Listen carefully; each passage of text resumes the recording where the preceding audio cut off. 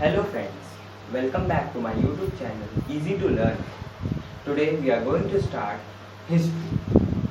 Friends, in history we study about the past, that how the peoples in the past lived, how was the military strategy of that time, how was their geographical features of that time, which religion do they follow, what were their economic sources. So we study in history about these things. So today we are going to start a chapter, Indus Valley Civilization. Friends, you all know that in the very beginning there was the Stone Age. In the Stone Age, early peoples lived who were not civilized. Civilized means who were not advanced, they were not developed. मतलब कि वो बिल्कुल develop नहीं थे, वो कोई भी काम वो एकदम डेवलप वे से कोई भी काम नहीं करते थे. तो सिविलाइजेशन जब सिविलाइजेशन आया तो पीपल्स एकदम डेवलप हो गए. एकदम पास्ट के स्टोन एज के पीपल इतने डेवलप नहीं थे. सिविलाइजेशन के पीपल डेवलप हो गए. डेवलप का मतलब कि वो घर बनाने लगे, टेम्पल्स बनाने लगे, सील्स बनाने लगे, ट्रेड करने लगे. तो इस तरह वो डेवलप हो गए. So today we are going to start Indus Valley civilization. Friends, according to radiocarbon test by Indian archaeologists, Indus Valley exists from 2500 BC to 1500 BC. इस टाइम के बीच में इंडस वैली को रखा गया है कि इस टाइम के बीच में इंडस वैली एग्जिस्ट करते थे, जो इंडियन आर्कियोलॉजिस्ट ने बताया है. तो इंडस वैली सिविलाइजेशन में कई सारे सिटीज थे, पर मेन जो दो सिटी थे, ये दोनों मेन सिटीज थे. वैसे तो कई सारे सिटीज थे इंडस वैली सिविलाइजेशन में, और मोहनजोदारो और हड़प्पा मेन सिटीज थे. सो अब हम हड़प्पा के बारे में देखते हैं. हड़प्पा को डिस्कवर किया था राय बहादुर दयाराम साहनी ने, जो मोंटोगोमेरी डिस्ट्रिक्ट में, जो कि वेस्ट पंजाब में है. राय बहादुर दयाराम साहनी ने हड़प्पा को डिस्कवर किया था. कहाँ पे किया था? तो मोंटगोमेरी डिस्ट्रिक्ट, जो कि वेस्ट पंजाब में है. और कौन से ईयर में किया था? तो 1921 में. ठीक है. तो हड़प्पा को किसने डिस्कवर किया था? राय बहादुर दयाराम साहनी ने. कहाँ पे? मोंटगोमेरी डिस्ट्रिक्ट, जो कि वेस्ट पंजाब में है, और 1921 में किया था. अब मोहनजोदारो को 1922 में किया गया था डिस्कवर, जो कि मिस्टर राखाल दास बनर्जी ने किया था. और कहाँ पे? लारकाना डिस्ट्रिक्ट, जो कि सिंध में है. तो मोहनजोदारो को 1922 में डिस्कवर किया गया. किसने किया? मिस्टर राखाल दास बनर्जी ने, जो कि लारखाड़ डिस्ट्रिक्ट में ये डिस्कवर हुआ, जो कि सिंध में है. और मोहनजोदारो को माउंट्स ऑफ डेड भी कहा जाता है सिंध लैंग्वेज में. तो बेसिकली ये दो मेन सिटीज हैं इंडस वैली सिविलाइजेशन का. अच्छा फ्रेंड्स, इंडस वैली सिविलाइजेशन का नाम इंडस क्यों इसमें आ रहा है? इंडस क्योंकि यहाँ पे जितने भी सिटीज हैं, वो सारे सिटीज इंडस रिवर के या उसके ट्रिब्यूटरीज के पास में एग्जिस्ट हैं. तो ये इंडस वैली सिविलाइजेशन के सारी सिटीज इंडस वैली रिवर के पास में हैं. और इसे हड़प्पन सिविलाइजेशन भी कहा जाता है. हड़प्पन सिविलाइजेशन इसलिए कहा जाता है क्योंकि इंडस वैली में सबसे पहले हड़प्पा को खोजा गया था, इसलिए इसे हड़प्पन सिविलाइजेशन भी कहा जाता है. और इंडस वैली इसलिए कहा जाता है क्योंकि इसके जितने भी सिटीज हैं वो एक्चुअली इंडस वैली रिवर्स और उसके ट्रिब्यूटरीज के पास पाए गए थे. और ट्रिब्यूटरीज क्या होती हैं? तो कोई भी जो रिवर होती हैं, वो जब कई ब्रांचेस में डिवाइड हो जाती हैं, तो वो सारी जो ब्रांचेस रहते हैं उन्हें हम ट्रिब्यूटरीज कहते हैं. अच्छा फ्रेंड्स, अब ये डिस्कस कर लेते हैं कि सिविलाइजेशन क्या होता है. जो सिविलाइजेशन है वो वर्ड सिविस से आया है, जिसका मतलब होता है एडवांस वे ऑफ लिविंग, मतलब कि रहने का एक एडवांस्ड वे. मैंने आपको बताया है कि जो सिविलाइजेशन के दौरान में जो लोग रहते थे वो बहुत ही एडवांस तरीके से रहते थे. वही चीज होता है सिविलाइजेशन का मतलब. Civilization is an advanced way of living in a city, कि वो एकदम एडवांस्ड वे में रहते थे. का मतलब कि बिल्डिंग्स, मतलब कि ड्वेलिंग हाउसेस थे, ड्रेनेज सिस्टम था, ट्रेड था और एसेट्रा. तो सिविलाइजेशन में एडवांस वे से रहा जाता था, तो उसी को सिविलाइजेशन कहा जाता है. ठीक है फ्रेंड्स, अब हम लोग सोर्सेस को डिस्कस करेंगे. Okay friends, now we are going to study what are the sources of Indus Valley civilization. Friends, sources are the evidence which proves that this whatever civilization we are studying is exist in this time.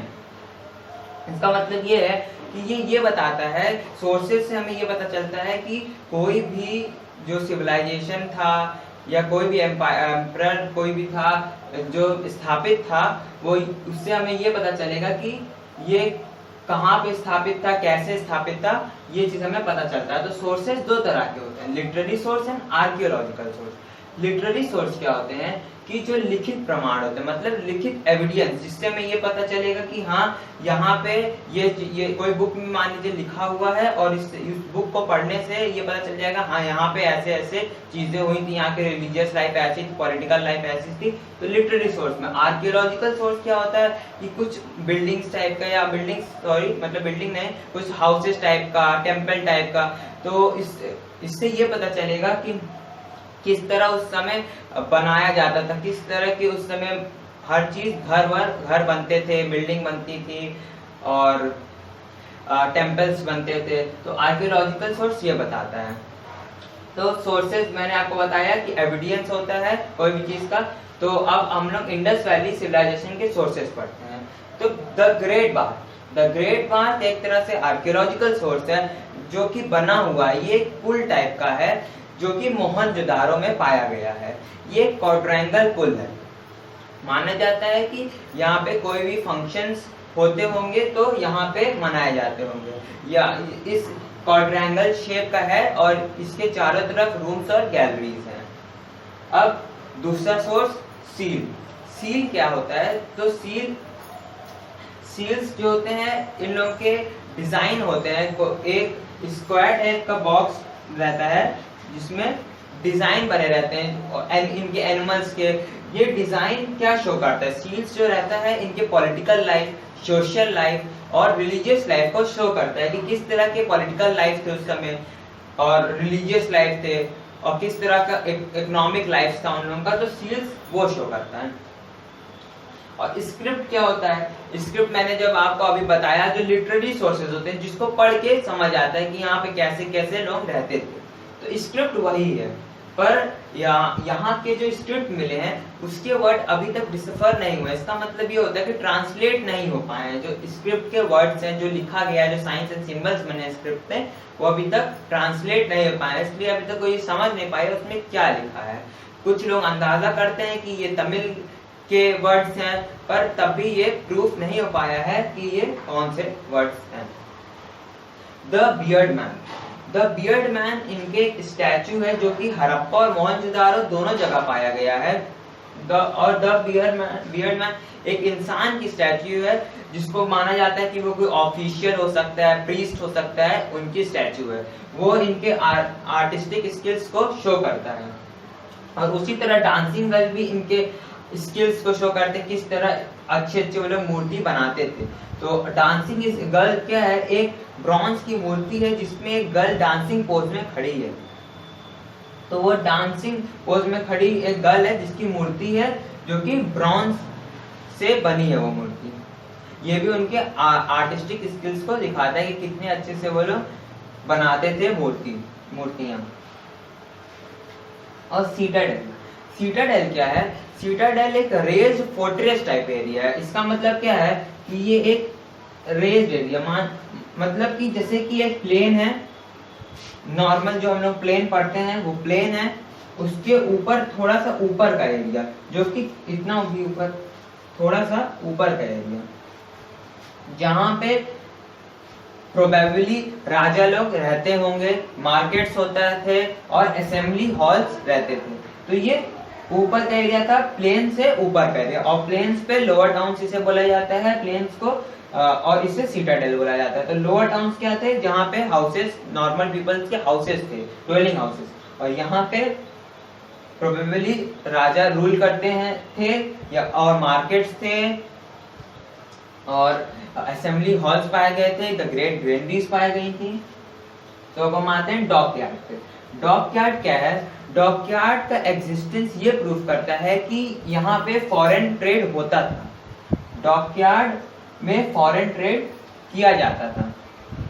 Dockyard का existence ये prove करता है।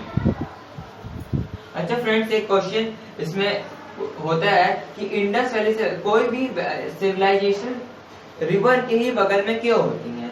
ये इस वजह से होती हैं क्योंकि ये लोग इनका जो बेसिक इकोनॉमिकल सोर्स था वो इनका एग्रीकल्चर था, तो इसीलिए ज्यादातर सिविलाइजेशन रिवर्स के ही बगल में होते हैं क्योंकि उनको वाटर चाहिए होता है सिविलाइजेशन के लिए, सॉरी एग्रीकल्चर के लिए, तो वाटर का इनको बहुत यूज रहता है, इस वजह से ज्यादातर बगल में होते हैं सिविलाइजेशन रिवर्स के। तो अब हम पढ़ेंगे features of Indus Valley civilization. Now friends, we are going to study the features of Indus Valley civilization. So the first feature is urban planning. Means कि यहाँ का अर्बन प्लानिंग कैसा होता था, मतलब कि घर कैसे बनते थे और कि कहाँ पे कहाँ बनता था, सिटाडेल में बनता था कि लोअर टाउन में बनता था, मार्केट्स कैसे बनते थे और असेंबली हॉल्स कैसे बनती थी। तो अर्बन प्लानिंग में मैंने आपको बताया था कि जो अपर पार्ट होता है वो सिटाडेल होता है और जो लोअर पार्ट रहता है वो लोअर टाउन होता है, मतलब कि एक इस तरह का प्लेन जगह रहता है और जिससे थोड़े से ऊपर में एक जगह रहता है जिसको सिटाडेल बोला जाता है, सिटाडेल, और जो नीचे वाला रहता है उसे लोअर टाउन कहा जाता है। तो सिटाडेल देखिए क्या होता है, सिटाडेल में असेंबली हॉल मिले हैं। सिटाडेल में क्या क्या चीज रहती थी, assembly hall, great granaries, granaries मतलब कि जो इनका एग्रीकल्चर का जो स्टोर, एग्रीकल्चर के जो सामान रहते थे वो ग्रेनरीज में रखे जाते थे। और द ग्रेट बाथ मैंने आपसे डिस्कस किया ही था, जो क्वाड्रेंगल शेप का पुल टाइप का था जहाँ पे कोई बेसिकली फंक्शंस होते थे तो उसका यूज होता था, तो ग्रेट बाथ भी यहाँ पे पाया गया है। और प्रोबेबली रूलिंग क्लास, प्रोबेबली मतलब ज्यादातर संभावनाएं हैं कि रूलिंग क्लास भी यहीं से रूल करती थी। अब लोअर टाउन्स पे, लोअर टाउन्स में क्या मतलब कि लोअर टाउन जो नीचे वाला एरिया था, लोअर टाउन्स में क्या रहता था, ड्वेलिंग हाउसेस, ड्वेलिंग हाउसेस मतलब जो कॉमन पीपल्स के हाउसेस रहते थे, जहाँ पे साधारण लोग जो आम आदमी रहते थे वो लोग वहां पे रहते थे। Road and streets, road and streets वहां की कैसी थी, तो रोड एंड स्ट्रीट वहां की 90 डिग्री पे कट करती थी, मतलब कि एकदम परफेक्टली प्लान रोड्स थे, वहां के जो रोड्स थी वो एकदम 90 डिग्री पे एक दूसरे को कट करती थी, एकदम 90 पे एकदम परफेक्टली प्लान रहती थी, जिसके वजह से वहां प्रिवेलिंग विंड से ऑटोमेटिकली वो जगह साफ हो जाती थी। इतने अच्छे से वहां पे बनाया गया था रोड्स को कि जो वहां से हवा बहती थी उससे अपने आप ही पूरा साफ हो जाता था रोड्स। और राउंडेड कॉर्नर्स रहते थे, जो कॉर्नर्स रोड के रहते थे जहां से मुड़ना रहता था, मोड़ था, जैसे कि मोड़ बोला जाता है उसको, उस एकदम राउंडेड रहता था जो इजीली जहां से कोई भी कार टर्न हो सके। और houses were not allowed to extend on the road, इसका मतलब ये है कि जो लोग हाउस बनाते थे, जो ड्वेलिंग हाउसेस बनाए जाते थे वो बिल्कुल भी रोड पे नहीं आते थे, रोड के पहले ही हाउसेस को बनाया जाता था, अलाउ नहीं था, वहां के लोगों को अलाउ नहीं था कि वो रोड्स के ऊपर हाउस को आने दे, रोड से पहले ही हाउसेस बनते थे। तो ये आपका फर्स्ट फीचर है अर्बन प्लानिंग। अब सेकेंड फीचर्स पढ़ेंगे, ड्रेनेज सिस्टम कैसे था वहां का। Now the next features is the drainage system. First feature we have studied urban planning. Now the next feature is drainage system. Drainage system means कि वहाँ पे कैसी नालियाँ बनती थी, वहाँ पे कैसे बड़े नाले छोटे नाले अटैच रहते थे। जैसे कि आज के समय में इतने अच्छा से ड्रेनेज सिस्टम जो भी है आज के समय का, उसी तरह पहले भी बहुत अच्छा वेल प्लान्ड ड्रेनेज सिस्टम था। तो कैसे ड्रेनेज सिस्टम बना था आइए वो पढ़ते हैं। Made of mortar, gypsum and I written mortar 2 times।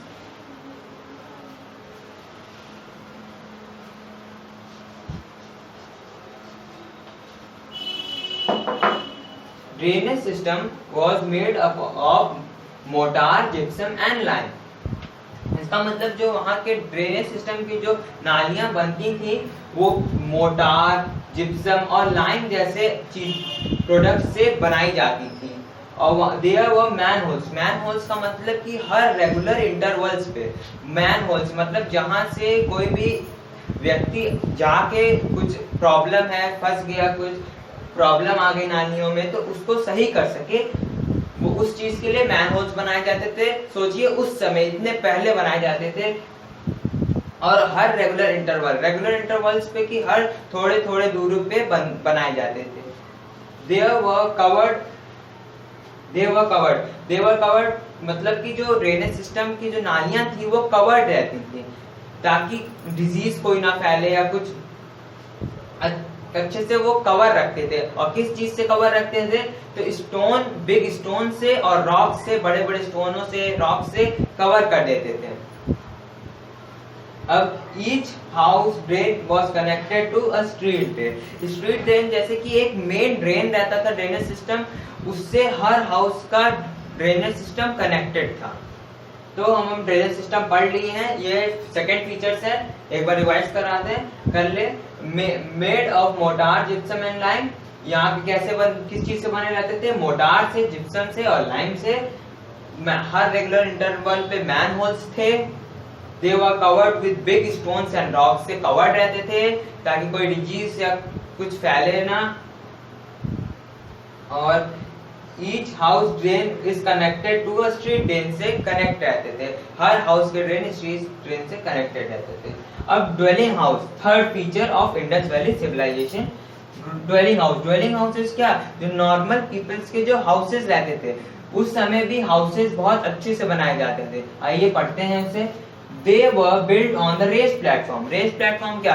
ये हाउसेस मैंने आपको बताया था लोअर टाउन से बनते थे। लोअर टाउन में भी ये थोड़े से ऊंचे पे बनाते थे, ऊंचाई पे रेस्ड प्लेटफॉर्म बनाते थे। सन ड्राइड ब्रिक्स, जो सूरज से सूखी ब्रिक्स रहती थी, सन ड्राइड ब्रिक्स, उनका यूज किया जाता था इससे बनाने में हाउसेस को। They were many two-story buildings, houses with staircases। बहुत सारे जो हाउसेस रहते थे वो टू स्टोर हाउसेस रहते थे, और वहां पे सीढ़ियां भी रहती थी, स्टेयर केसेस भी रहते थे, जो कि उनको लिविंग रूम की तरफ ले जाता था। स्टेयर्स मतलब लिविंग रूम की तरफ उनका डायरेक्शन रहता था स्टेयर्स का।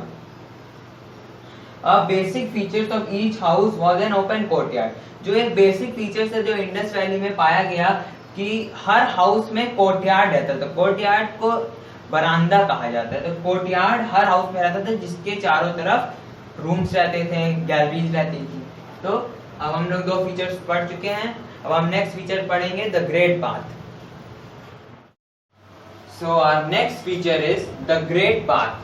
द ग्रेट बाथ के बारे में मैंने आपको पहले ही बताया था, ये मोहनजोदारो में है, और यहाँ ये क्वाड्रेंगल पुल है जो मतलब प्रोबेबली कोई भी रिलीजियस फंक्शंस या कोई भी फंक्शंस होते थे उसमें यूज आता था। तो ये इसकी मेजरमेंट दी है। इसकी मेजरमेंट क्या थी? 39 फीट लॉन्ग था ये पुल, 28 फीट वाइड था और 8 फीट डीप था। ये इसकी मेजरमेंट। अब ये पुल क्या था? ये सराउंडेड था चारों साइड से, वेरांडा से सराउंडेड था, रूम्स थे और गैलरीज थे। अब इसकी ये थर्ड फीचर क्या है?